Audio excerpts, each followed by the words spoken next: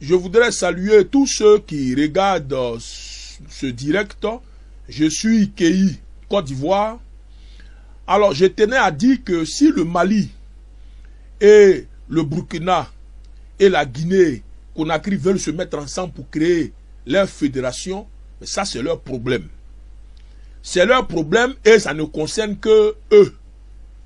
Et je crois qu'à ce stade de réflexion, il faut comprendre que il y aura de grands bouleversements au niveau donc de l'Afrique de l'Ouest. Et ce bouleversement sera donc la suite logique des événements passés. C'est parce que le Mali et le Burkina Faso se sont sentis orphelins, isolés, qu'ils vont décider de se mettre ensemble. Parce que la fédération est un projet qui n'a pas encore vu le jour. Les trois ministres des Affaires étrangères de la Guinée, du Mali et du Burkina se sont retrouvés au Burkina Faso pour parler de leur avenir, pour réfléchir sur leur situation. À l'occasion de cette rencontre, le premier ministre de la transition burkinabé, son excellence Apollinaire, a profité pour jeter les bases d'une fédération. Il a proposé au ministre des Affaires étrangères de réfléchir à la création d'une fédération. Mais je crois que ça, c'est leur problème. Ça ne concerne pas la Côte d'Ivoire. Ça ne concerne pas les autres pays qui n'ont pas été invités. Ça concerne les pays qui veulent réfléchir à leur avenir. Et j'ai dit, aucune organisation ne peut empêcher des pays de se mettre ensemble et réfléchir à leurs problèmes communs. C'est ceux qui ont le même problème qui prennent l'engagement de se mettre ensemble. Et ça ne devait pas poser de problème. La CEDEAO a vu le jour en 1975. Mais avant 1975, la CEDEAO n'existait pas. Mais la CEDEAO a vu le jour pour répondre à des besoins. Si aujourd'hui, certains pays estiment que cette CEDEAO n'est pas sincère dans ses engagements et qu'ils veulent s'organiser en fédération, mais ça n'engage que eux.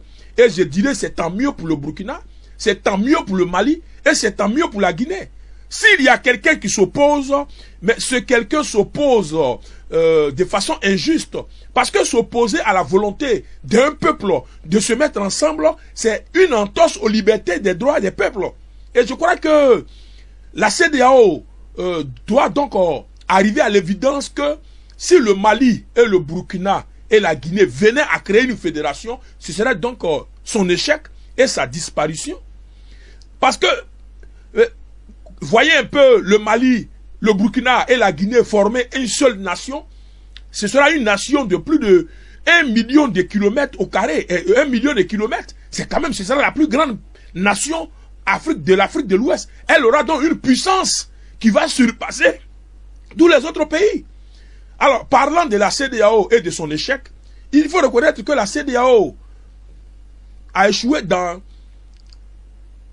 sa mission.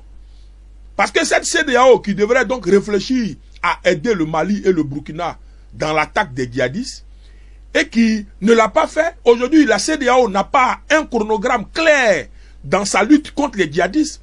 La CEDEAO n'a pas une armée disponible pour lutter contre les djihadistes. Et aujourd'hui, le combat contre les djihadistes, repose sur l'épaule des pays qui sont attaqués. Alors, si les pays qui sont attaqués veulent se mettre ensemble pour apporter une réponse à leurs problèmes, je crois qu'ils ont ce droit. Alors non, la création d'une fédération qui est proposée par le Premier ministre, son Excellence Apollinaire, mais est une logique des événements qui se sont déroulés dans notre Afrique de l'Ouest. Et je souhaite bon vent au cas où cette fédération venait à voir le jour. Mais les peuples sont libres de décider de leur avenir. Les peuples sont libres de décider de leur sort. Et il n'y a pas quelqu'un qui peut s'en opposer. J'ai vu la vidéo du vice-président de la conférence des chefs d'État de la CEDEAO qui a dit non, pas question que le Mali et la Guinée et le Burkina forment une fédération. Mais sur la base de quoi ce dernier dit pas question? Il n'en a pas le droit.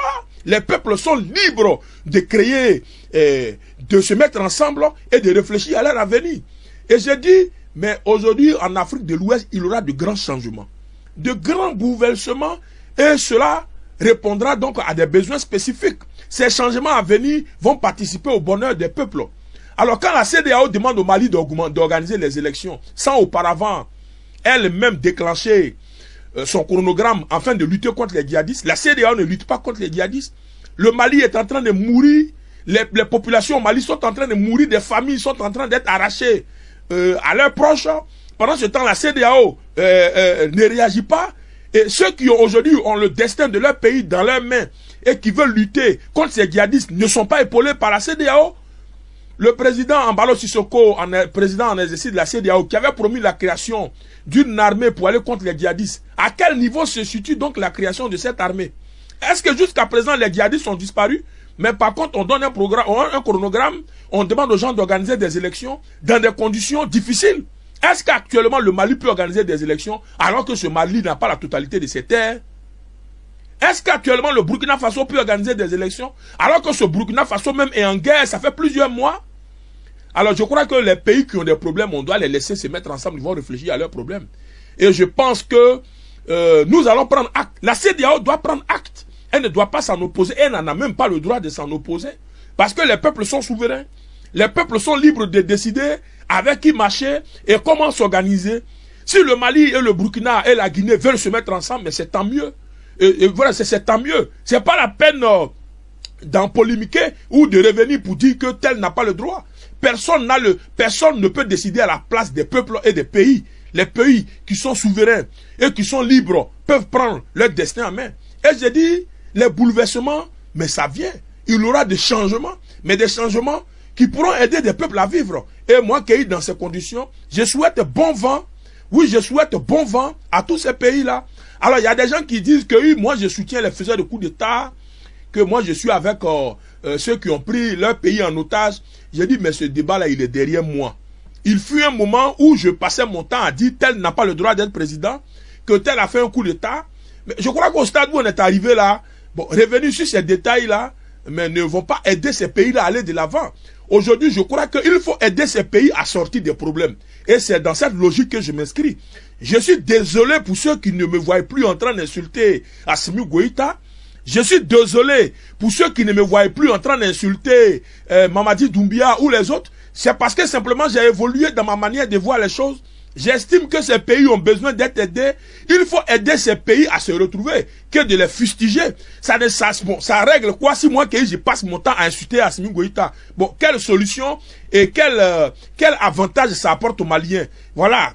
Bon, je préfère plutôt apporter des idées. Et je crois qu'aujourd'hui, l'idée que j'apporte pour le Mali, serait que si les gens ne peuvent pas aider le Mali, qu'ils laissent le Mali en paix.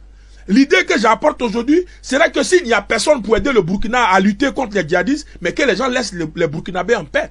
Ces Burkinabés aujourd'hui qui ont perdu la plus grande partie de leur territoire ont besoin de se reconstituer. Et si dans l'esprit du premier ministre burkinabé, son excellence Apollinaire, si dans son esprit la création d'une fédération peut permettre de conjuguer les efforts ensemble, si ces pays qui vont se mettre ensemble pour créer la fédération pourront unir leurs forces pour aller contre l'adversaire, si son excellence Apollinaire, premier ministre de la transition malienne, estime que c'est avantageux, mais c'est tant mieux pour eux. C'est tant mieux pour ceux qui veulent se mettre ensemble, et c'est tant pis pour ceux qui n'ont pas apporté de soutien pendant longtemps et qui veulent maintenir des peuples dans leur situation. Le Mali ne va pas accepter le statu quo.